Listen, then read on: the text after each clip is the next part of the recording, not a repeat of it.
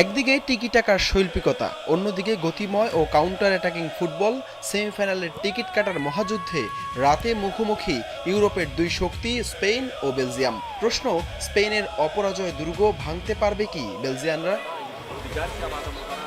একের পর এক জয়ে স্প্যানিশ আর্মাডারা বর্তমানে রয়েছে দারুণ ছন্দে। নিজেদের ফুটবল ইতিহাসের দীর্ঘতম ৩৫ ম্যাচে অপরাজিত থাকার রেকর্ড স্পর্শ করেছে লা রোহা। এবারের বিশ্বকাপে রক্ষণভাগে তারা গড়েছে অনন্য এক প্রাচীর। টানা ৬টি ক্লিনশিট, ৬০৯ মিনিট কোনো গোল হজম না করার বিশ্ব রেকর্ড যখন উনাই সিমনের দখলে, তখন স্পেনের জাল খুঁজে পাওয়া যে কোনো স্ট্রাইকারের জন্যই এখন সবচেয়ে বড় চ্যালেঞ্জ।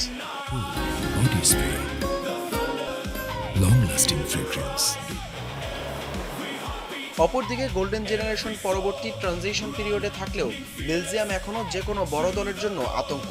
বিশেষ করে তাদের আক্রমণ ভাগের ক্ষিপ্রতা এবং দ্রুত কাউন্টার অ্যাটাক করার ক্ষমতা প্রতিপক্ষের ডিফেন্সকে সবসময় চাপে রাখতে পারে। তবে এখন পর্যন্ত কোনো দল স্পেনের প্রাচীর ভাঙতে না পারা সবচেয়ে বড় দুশ্চিন্তার কারণ হবে বেলজিয়ানদের জন্য। কোয়ার্টার ফাইনালে এর আগেও দেখা হয়েছে দুই দলের। ১৯৮৬ বিশ্বকাপে সেবার নির্ধারিত সময়ে ১-১ গোলে ড্র হওয়ার পর টাইব্রেকারে স্পেনকে ৫-৪ গোলে হারিয়ে সেমিফাইনাল খেলেছিল বেলজিয়াম। যদিও এর পরের ১৯৯০ বিশ্বকাপে গ্রুপ পর্বে বেলজিয়ানদের ২-১ গোলে হারিয়েছিল স্প্যানিশরা। এরপর ৩৬ বছর বিশ্বমঞ্চে আর মুখোমুখি হয়নি দুই দল।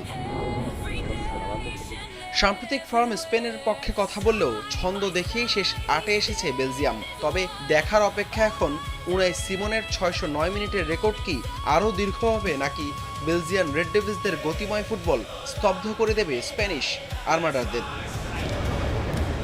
হাসান আল মারুফ, যমুনা স্পোর্টস।